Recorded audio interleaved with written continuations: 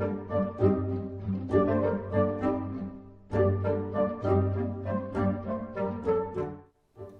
bookworms, welcome back to my channel and to another review, and today I will be reviewing The Corset by Laura Purcell, and this novel is also called The Poison Thread in the US. Now this is the third book of the same author that I've read, the other two being The Silent Companions and Bone China.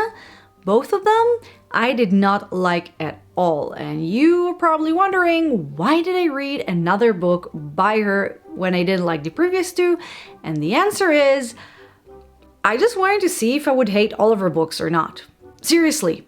And also I had store credit that I didn't know what to do with, and I don't know, let's move on to the book. But also, if you like book reviews and book-related videos, subscribe to my channel and also feel free to follow me on Instagram, which will be linked down below. So, much like Purcell's other books, this one is a dark, kinda supernatural tale, maybe, that takes place in the 19th century.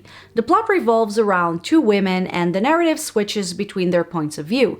The first woman is Dorothea Truelove, cool surname, a young heiress who does many charitable work. Among them is visiting female prisoners, teaching them how to read, listening to them, trying to make them good Christian women, etc.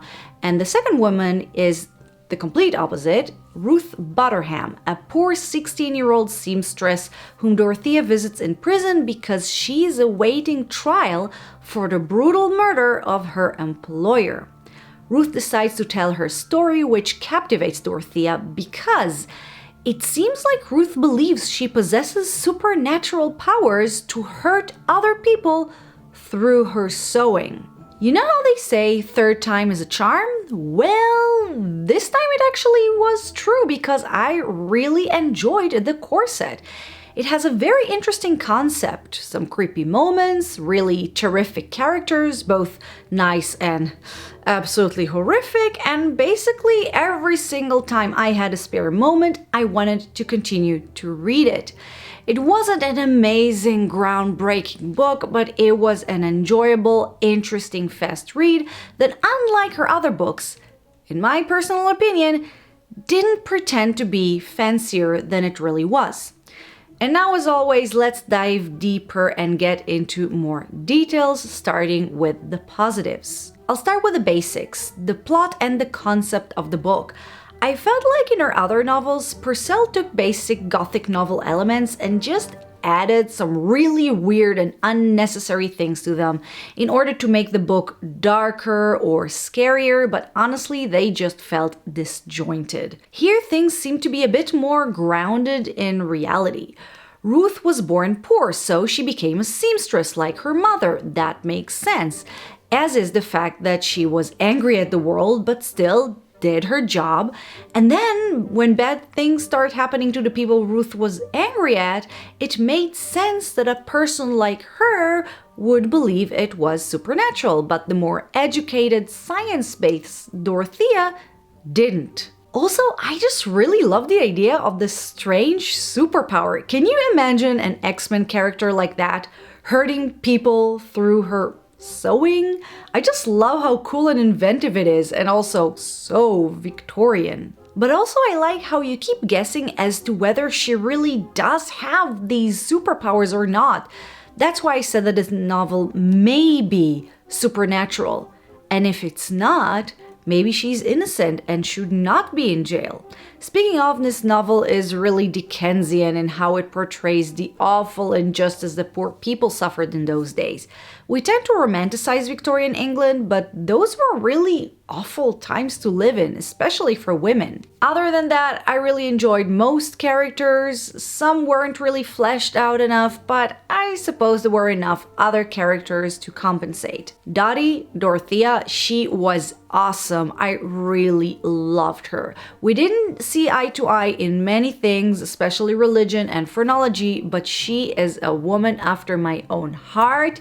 High society be damned, she's going to spend her time making prisoners and poor people feel better, and I loved her for that.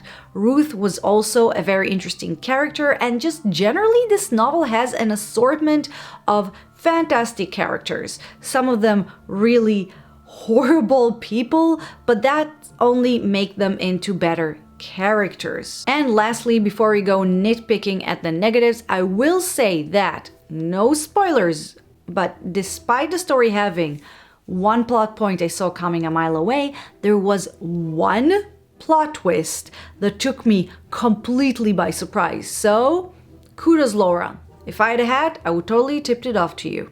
But now let me complain because we're getting into the negatives. The biggest one is a personal preference, but I really don't care for perspective jumping. The POV jump between Dorothea and Ruth, and it just really annoyed me. I get why the shift happened, I just don't like it generally when books do that. In addition, I really didn't like the ending and where Purcell chose to end the story. I felt like when it came to Ruth's story, we got a full, comprehensive tale, but when it came to Dottie, her story felt unfinished. It kind of gave me the feeling like Purcell chose a story for her last minute because she just realized she needs something to fill up her screen time, and it just felt unpolished and unfinished to me, and I just needed a page or two more to wrap things up, you know? And lastly, I did say that the novel is somewhat Dickensian, but sometimes I felt it try way too hard, and many points about injustices were very on the nose. The truth was that despite many people being aware of this injustice and some people trying to fight it, things like women and poor people having basically zero rights was part of everyday lives.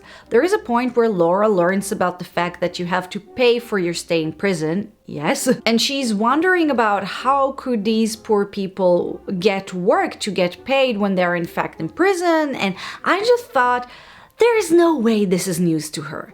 People involved in charity work knew about these things, and the rest mostly didn't care because the state of mind at those times were, in a nutshell, that poor people probably deserve what was coming for them because some sort of a strange religious karma. But let's conclude before I go into a deeper rant about the hypocrisy of Victorian society. This book was a fun, captivating, fast read, and to be honest, was everything I needed from a book like that.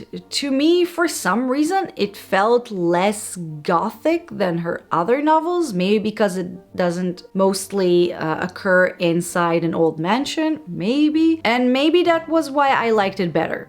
But don't worry, this book is plenty dark with some really violent parts that didn't shake me too much, but really bothered some people. So if you're sensitive, beware. Anyway, I enjoyed it and I'm looking forward to reading more books by the same author. I wonder if this is a one-off or does she have more books that I would like?